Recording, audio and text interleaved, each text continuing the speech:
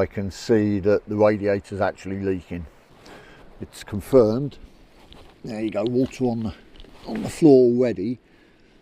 It is, you can see it dripping, and it's on the chassis rail there.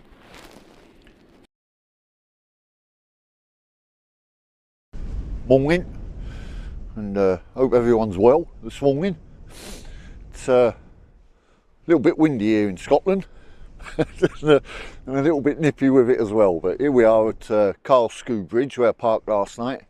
I'm just going to do my oil check, and then we'll move on. I'm going to do the Drumbeg Loop this morning, and or the Mad Wee Road as they call it locally apparently, and yeah, we'll do that and see what that's like, and just take the day as it goes apart from that. Right, so yesterday's journey was this red line up past Ernest and then over to Shigra, and then right the way down to where we are now at the bridge. And today's journey, I'm going to go across to Drumbeg, through Ned to Drumbeg, and then follow around. I'm going to go up to the Old Man of Stoer with a little bit of luck, and then come back down. Now, I'm not sure how long all of this is going to take, so I'll just keep going. If I get a right way around it today, I'll just keep going south on this small road and see what we come across. Okay then, let's make a move and head towards Drumbeg. A bit colder today than it was yesterday, a bit cloudier, but hopefully that wind will drop later. So I've only got to go down here about a kilometre and a half, a mile, and then I'll turn right off of the main drag. I don't know if this Drumbeg Pass or Drumbeg Loop is part of the North Coast 500 or whether it is just a route off of it. So this is where we turn off of the main 894, the A894, and turn right for Drumbeg. And to answer my question earlier, whether it was part of the North Coast 500, there was a sign there saying right for the North Coast 500. So I'm assuming that it is part of the official route. Definitely goes up and down a bit, this road. A waterfall on the left there, I don't know the name of it, but we're now going to drop down a little bit. Apparently there's some climbs on this, descents on this, that are 25%. So they're pretty steep in places.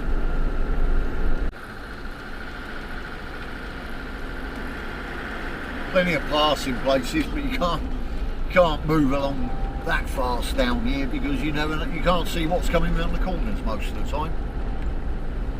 And now we're down into a completely different scenery of in amongst the trees with a river to the right of us. It's not disappointing so far. Yeah, some of these climbs are a little bit steep. I'm in first gear at the moment, so the Defender is definitely feeling the banks, but we're getting up and fine.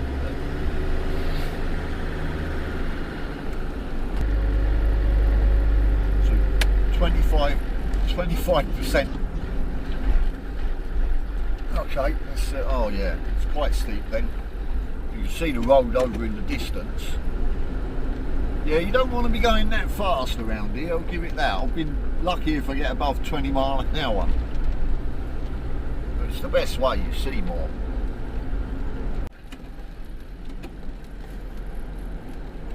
Definitely giving us the views, this road. Come over the brow there and you can see the road winding its way up across the moors. So I've moved the camera outside onto the bonnet so we get some better views of the scenery. Less car, more scenery. It's got to be a good thing.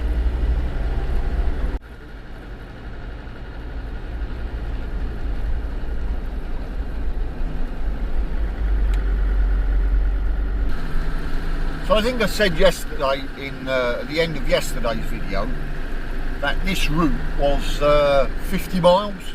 Well, I lied, I got it wrong. it's more like 23, 24 miles.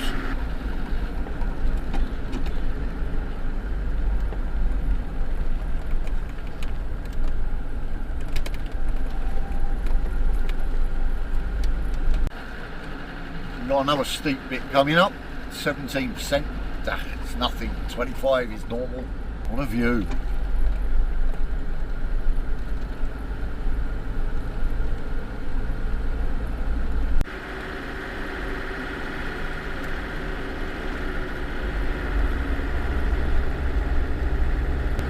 So this is Ned, the first village you come into, and to the right of us is Lochinver.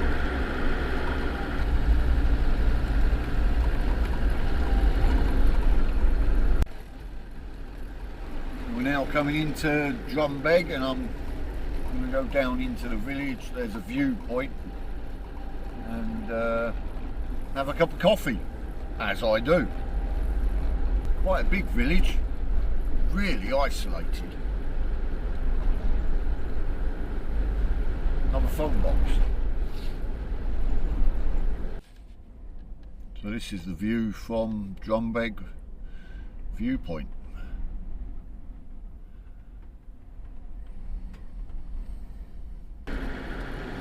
It's got a bit of everything, this road though, you know. There's a few steep climbs and drops, quite a lot of tight little bends, and the scenery, you know, we've got a lock at the side of us now. You're 1 minute you're against the lock, then you're against the coast, then you're up on the moors, then you're in the mountains, then you're in the trees, you know. But I definitely recommend coming and driving it. And another little bit of a climb up here. Doesn't look that steep on the camera, but they're quite steep. And Gulliver the Defender's definitely earning his keep today. These blind bends is why it takes so long to get anywhere, because you can't really go round them that fast. Well, you can if you're brave. So there's a junction up here to the right that takes you to, I think it's called Stoerhead Lighthouse. Yeah, Stoerhead Lighthouse. So I'm going to turn right here off of the loop and go up and see the lighthouse. I think it's about 7 kilometres, 4 miles. And there would be the lighthouse.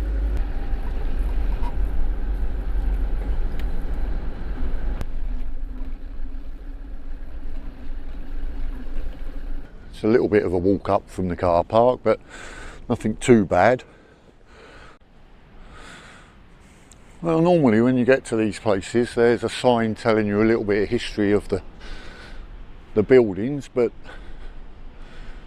there's nothing. So I'll have to go online and find out a bit more about it. But it is in a stunning location, isn't it?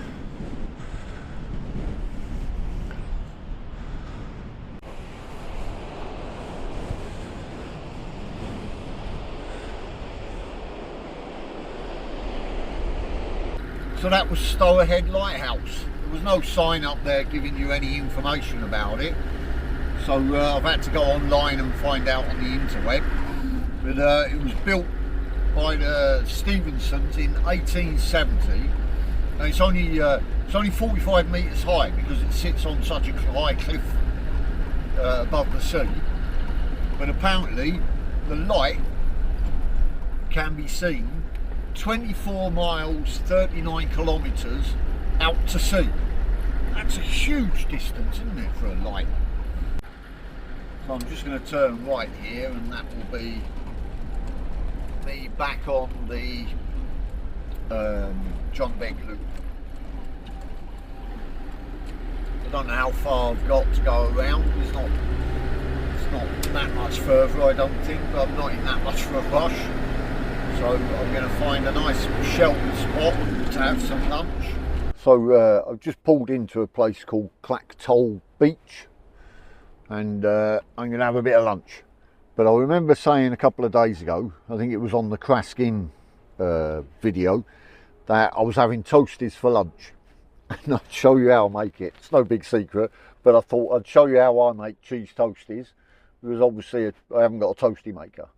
But what I have got is a little gadget that goes into the microwave. And it's just a cheap thing that I bought on Amazon, like that, and you put your bread and your cheese or whatever your fillings are, and you put it in there, and then you put it in the microwave for 2 minutes, and then turn it over, put it in the microwave for another 2 minutes, and you've got a cheese toasted sandwich, or a toasted sandwich of your preferred filling. So it's pretty much the same as any other toasty maker. You butter the outside of the bread, you stick the bread in like that, put it together, and stick it in the microwave for 2 minutes. How it works, I don't know, because it's metal plates inside there, and I can remember when microwaves first came out, it was a big thing. Don't put metal in the microwave. But I don't know. Maybe things have moved on. Yes, I am that old that I can remember before microwaves. And there we are. Toasted cheese sandwich. So you just open it up, and there we are. Toasted cheese sandwich. So I know it's only a silly little insight into life on the road, but if you're considering getting a microwave and putting it in your back of your Land Rover or the back of your camper or whatever, then I'd recommend these toasty makers, because they really do work well. So in the time it took to make that, I've made a cup of coffee, lunch is done. I've had a lovely lunch at the beach there, and now I'm back on the Drumbeg Loop, heading south. What a view again. It's the road that keeps on giving. So this is it now.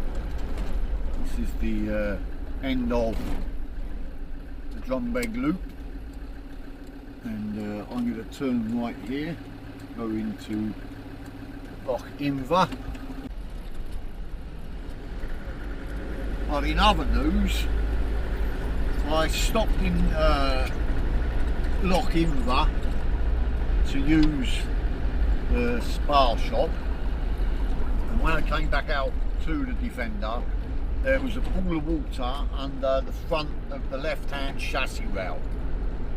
And I've done a little bit of investigation, and it looks like that the water leak that I thought I had is actually coming from the radiator. So I'm now looking for somewhere to park up and investigate a little bit better to see if it is that, or whether it is the Jubilee clip that I thought was leaking before. So we'll have a look now when I find somewhere to park up.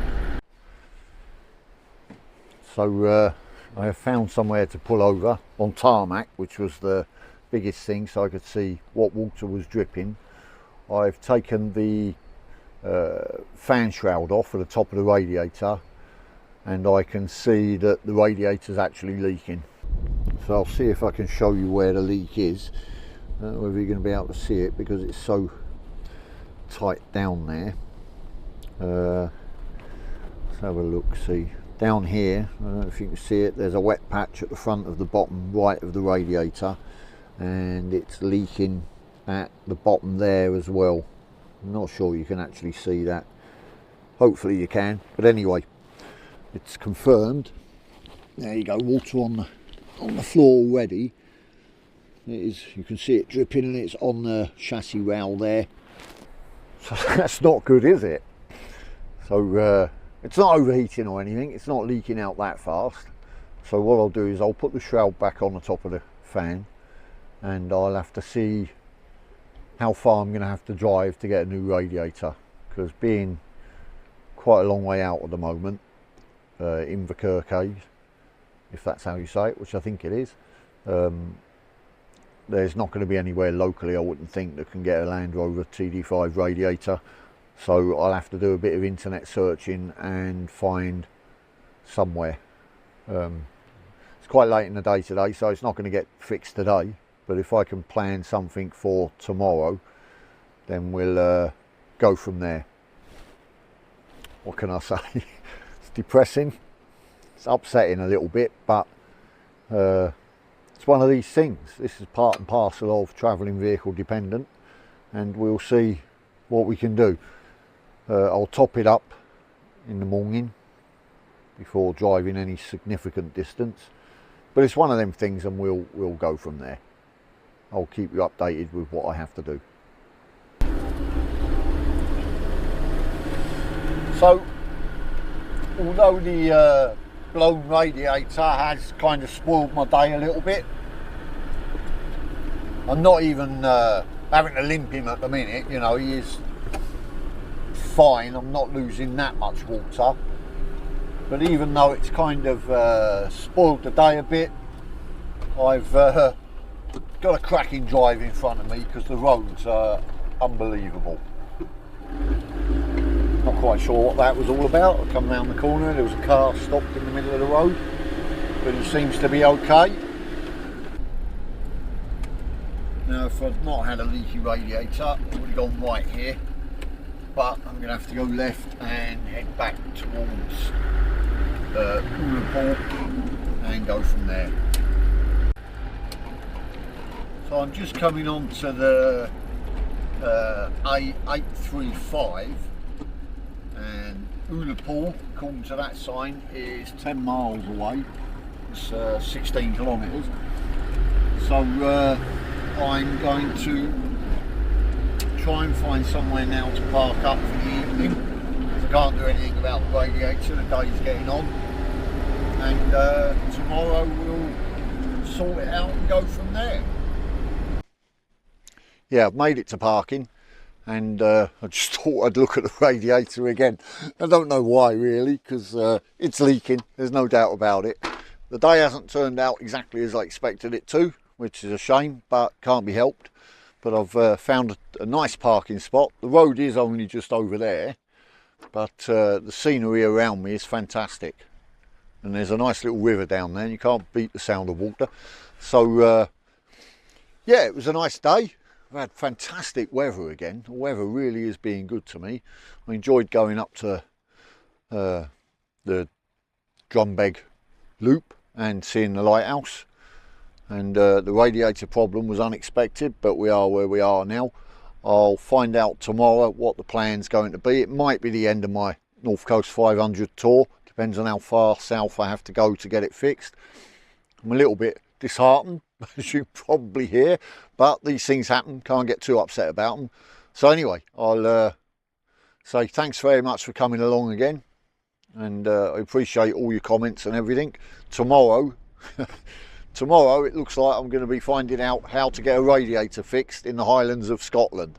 So do come along for that, and until then I'll say as always, if you keep watching, we'll keep filming. Thanks very much.